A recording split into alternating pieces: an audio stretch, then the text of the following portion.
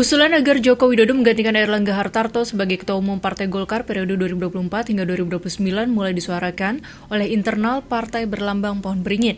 Dewan Pakar Partai Golkar Ridwan Hisyam Minggu 17 Maret 2024 menilai Jokowi memenuhi kriteria untuk memimpin Golkar karena rekam jejaknya mempresentasikan ideologi karya kekaryaan yang diterapkan Golkar. Hal itu setidaknya terlihat dari penamaan kabinet kerja pada periode pertama kepemimpinannya.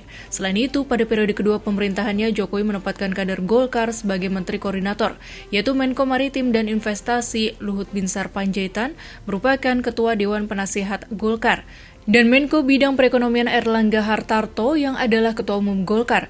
Adapun Menko Polhukam Hadi Cahyanto juga disebut kader Golkar dari unsur ABRI di zaman Orde Baru. Sementara itu, Menko Pemberdayaan Manusia dan Kebudayaan Muhadjir Effendi juga pernah menjadi pengurus Golkar Kota Malang pada masa Orde Baru.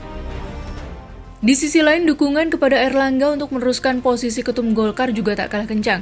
Organisasi Masyarakat Pendiri Partai Golkar, Musyawarah Kekeluargaan Gotong Royong atau MKGR, mendukung Airlangga kembali memimpin partai tersebut 5 tahun ke depan. Sebelumnya pada Jumat 15 Maret, para ketua Dewan Pimpinan Daerah Golkar tingkat provinsi dan kabupaten kota dari seluruh Indonesia menyatakan dukungan kepada Airlangga untuk kembali memegang tampuk pimpinan partai yang tahun ini berusia 60 tahun. Ketua Umum MKGR Adis Kadir Minggu menyebut Airlangga sudah menciptakan hat-trick. Pertama, pada Pilkada 2020, Golkar menang di 60% daerah. Kedua adalah menang Pilpres 2024 karena pasangan kandidat yang didukung Golkar, Prabowo Subianto Gibran Rakabuming Raka unggul atas dua calon lain.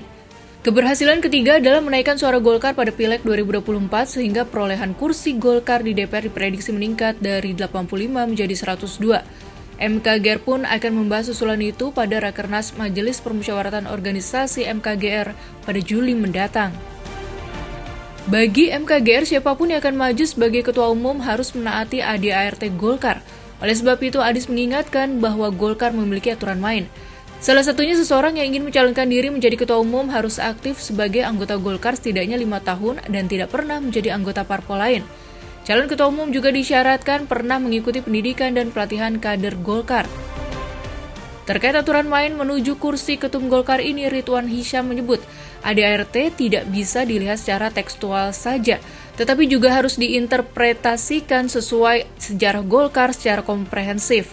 Artinya, orang-orang yang pernah menjadi bagian dari Golkar dalam setiap periode itu bisa dianggap sebagai kader Golkar. Menurut Ridwan, ketum Golkar harus diganti sekalipun Airlangga telah membawa kenaikan suara dan kursi Golkar pada pemilu 2024.